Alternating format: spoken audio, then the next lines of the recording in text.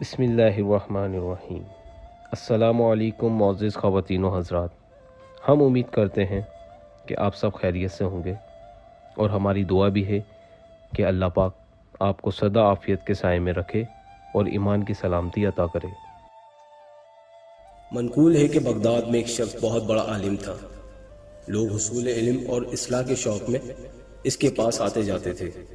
ایک مرتبہ اس نے حج بیت اللہ اور روضہ رسول صلی اللہ علیہ وآلہ وسلم کی زیارت کا قصد کیا، تو اپنے طلبہ کو بھی ساتھ چلنے پر آمادہ کر لیا اور ان سے عہد لیا کہ وہ اللہ عز و جل پر توکل کرتے ہوئے چلیں گے۔ دوران سفر لوگ جب ایک گرجا گھر کے قریب پہنچے تو گرمی اور پیاس کی شدت سے نڈال تھے۔ طلبہ نے عرض کیا کہ اے ہمارے استاد گرامی، ہم دن ٹھنڈا ہونے تک اس گرجا گھر کے سائے میں آرام کر لیتے ہیں، پھر انشاءاللہ عز و جل دوبارہ سفر پر روانہ ہو جائیں گے۔ استاد نے کہا جیسی تمہاری مرضی۔ چنانچہ یہ لوگ اس گرجا گھر کی طرف چل دیے اور اس کی دیوار کے سائے میں پڑاؤ ڈال دیا۔ گرمی سے بےحال لوگوں کو یہ سایہ نصیب ہوا تو وہ جلدی نیند کی آغوش میں چلے گئے، مگر استاد نہ سویا۔ وہ انہیں سوتا چھوڑ کر وضو کے لیے پانی کی تلاش میں نکل پڑا۔ اس وقت اس کے ذہن میں صرف ایک ہی خیال تھا کہ کسی طرح پانی مل جائے۔ ابھی وہ گرجا گھر کے سائے میں پانی تلاش کر رہا تھا کہ اس کی نظر ایک کمسن لڑکی پر پڑی جو چمکتے ہوئے سورج کی طرح خوبصورت تھی۔ اس پر نگاہ پڑتے ہی شیطان اس استاد پر غالب آیا اور وہ لڑکی اس کے دل و دماغ پر چھا گئی، اور وہ وضو اور پانی کو بھول کر اس کی فکر میں لگ گیا۔ اس نے آہستگی سے گرجا کا دروازہ کھٹکھٹایا تو ایک راہب باہر نکلا۔ اس نے پوچھا کہ تم کون ہو؟ اس نے اپنا تعارف کروایا کہ میں فلاں عالم ہوں۔ راہب نے پوچھا اے مسلمانوں کے فقی، کیا چاہیے؟ جواب دیا اے راہب، مجھے گرجا کی چھت سے ابھی ایک لڑکی دکھائی دی تھی، وہ تمہاری کیا لگتی ہے؟ راہب نے کہا کہ وہ میری بیٹی ہے، مگر تم اس کے بارے میں کیوں پوچھ رہے ہو؟ استاد نے کہا میں چاہتا ہوں کہ تم اس کی شادی میرے ساتھ کر دو۔ راہب بولا کہ ہمارے دین میں ایسا کرنا جائز نہیں، اگر جائز ہوتا تو میں اس سے پوچھے بغیر اسے تمہاری زوجیت میں دے دیتا، حالانکہ میں نے اپنے آپ سے عہد کیا ہے کہ اس کی شادی اسی کی پسند سے کروں گا۔ میں اسے تمہارے بارے میں بتاتا ہوں، اگر وہ تمہیں اپنے لیے پسند کرے تو میں اسے تمہاری زوجیت میں دے دوں گا۔ استاد نے کہا کہ یہ تو بڑی خوشی کی بات ہے، مہربانی فرما کے اس کے پاس جائیے اور پوچھیے۔ وہ راہب اپنی بیٹی کے پاس گیا اور سارا ماجرا بیان کیا۔ ادھر یہ استاد ان کی باتیں سن رہا تھا۔ وہ لڑکی بولی ابا جان، آپ میرا نکاح اس سے کس طرح کر سکتے ہیں، حالانکہ میں عیسائی ہوں اور وہ مسلمان ہے؟ یہ تو اسی صورت میں ممکن ہے کہ وہ نصرانیت میں داخل ہو جائے۔ راہب نے پوچھا اگر وہ نصرانی ہو جائے تو کیا تم اس سے شادی کر لو گی؟ لڑکی بولی ہاں کر لوں گی۔ وقت گزرنے کے ساتھ ساتھ استاد کی بےتابی بڑھتی چلی جا رہی تھی۔ ادھر اس کے طلبہ بے خبر سو رہے تھے۔ آخرکار استاد لڑکی کی طرف متوجہ ہو کر بولا میں دین اسلام چھوڑ کر نصرانی ہو گیا ہوں۔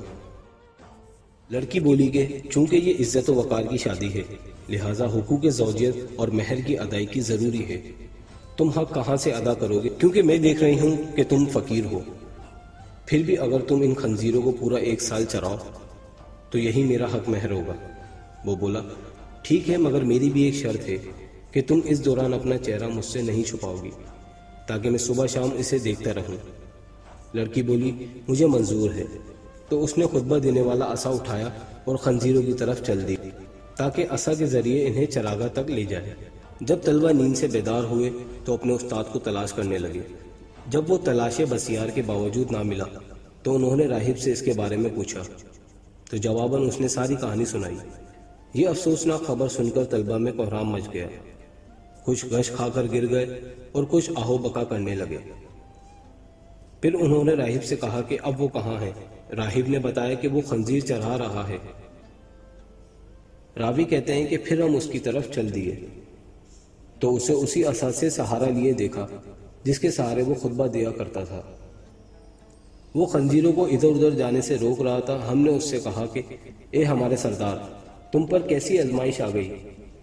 پھر ہم اس سے قرآن پاک، اسلام اور حضور پاک صلی اللہ علیہ وآلہ وسلم کے فضائل یاد دلانے لگے اور اسے قرآن و حدیث کے فرامین سنائے۔ تو اس نے کہا کہ مجھ سے دور ہو جاؤ، تم جو کچھ یاد دلا رہے ہو وہ میں تم سے زیادہ بہتر جانتا ہوں۔ مگر مجھ پر اللہ رب العالمین عز و جل کی طرف سے آزمائش نازل ہوئی ہے۔ ہم نے اسے اپنے ساتھ لے جانے پر بہت زور دیا مگر ناکام رہے۔ آخر کار ہم اس کے حال پر کف افسوس ملتے ہوئے مکہ مکرمہ کی طرف چل دیے اور حج ادا کرنے کے بعد واپس بغداد کی طرف روانہ ہوئے۔ جب ہم اسی مقام پر پہنچے تو ہم نے ایک دوسرے سے کہا کہ آؤ دیکھتے ہیں اس پر کیا گزری، شاید وہ نادم ہو کر اللہ عز و جل کی بارگاہ میں توبہ کر چکا ہو اور اپنی حالت سے لوٹ آیا ہو۔ ہم اس کے پاس پہنچے تو اسے اسی حالت میں پائے، وہ خنزیروں کی دیکھ بھال کر رہا تھا۔ ہم نے اسے سلام کیا اور نصیحت یاد دلائی اور قرآن پڑھ کر سنایا مگر اس نے جواب نہ دیا۔ ہم ایک بار پھر حسرت زدہ دل لیے واپس ہو لیے۔ جب ہم گرجا گھر سے تھوڑی دور پہنچے تو ہم نے گرجے کے پیچھے سے ایک سائے کو اپنی جانب بڑھتے ہوئے دیکھا۔ وہ شخص چیخ چیخ کر ہمیں ٹھہرنے کا کہہ رہا تھا۔ ہم رک گئے۔ قریب آنے پر معلوم ہوا کہ ہمارے وہی استاد ہماری جانب آ رہے ہیں۔ جب وہ ہم سے آ کر ملے تو بولے، میں گواہی دیتا ہوں کہ اللہ عز و جل کے سوا کوئی معبود نہیں اور حضرت محمد صلی اللہ علیہ وآلہ وسلم اللہ کے رسول ہیں۔ میں اللہ عز و جل کی بارگاہ میں توبہ کر چکا ہوں اور اپنی پچھلی حالت سے رجوع کر چکا ہوں۔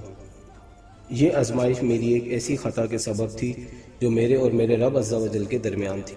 اس نے میری اس خطا کے سبب مجھ پر عطا فرمایا تھا۔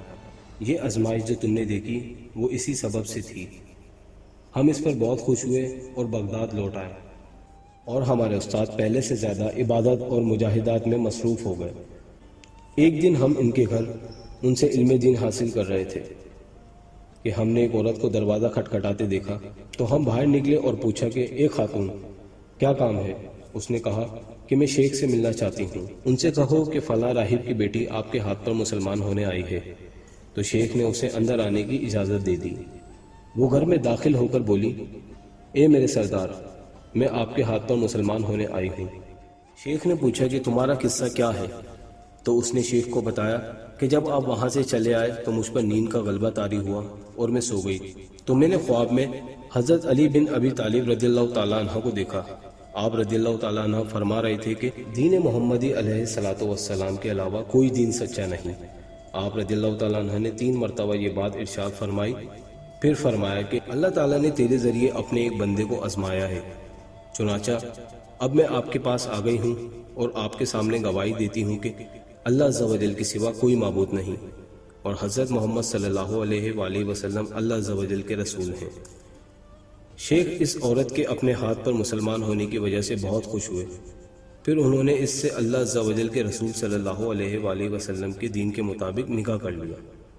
جب ہم نے ان سے اس خطا کے بارے میں پوچھا جو ان کے اور اللہ عز و جل کے درمیان راز تھی تو انہوں نے بتایا کہ میں کسی جگہ سے گزر رہا تھا کہ ایک نصرانی آ کر مجھ سے لپٹ گیا۔ میں نے اس سے کہا کہ تجھ پر اللہ کی لعنت ہو، مجھ سے دور ہو جا۔ اس نے پوچھا کیوں؟ تو میں نے کہا کہ میں تجھ سے بہتر ہوں۔ تو نصرانی میری طرف متوجہ ہو کر بولا کہ تمہیں کیا پتا کہ تم مجھ سے بہتر ہو؟ کیا تم جانتے ہو کہ تمہارا اللہ عز و جل کے نزدیک کیا مقام ہے کہ تم یہ بات کہہ رہے ہو؟ پھر مجھے بعد میں خبر ملی کہ وہ نصرانی مسلمان ہو چکا ہے اور کامل مسلمان ہو کر عبادت گزار بن چکا ہے، جبکہ مجھے میری خطا کے سبب وہ سزا دی گئی جو تم دیکھ چکے ہو۔ ہم اللہ عز و جل سے دنیا و آخرت میں عافیت کا سوال کرتے ہیں۔ ایمان پہ دے موت مدینے کی گلی میں، مدفن میرا محبوب کے قدموں میں بنا دے۔ آپ کو ہماری ویڈیو پسند آئی تو لائک کریں، چینل سبسکرائب کرنا مت بھولیں اور دوستوں اور رشتہ داروں کے ساتھ صدقہ جاریہ کے طور پر شیئر کریں، کیونکہ اچھی بات دوسروں تک پہنچانا صدقہ جاریہ ہے۔ ملتے ہیں آپ سے اگلی ویڈیو میں، جب تک اپنا خیال رکھیے گا۔ اللہ حافظ۔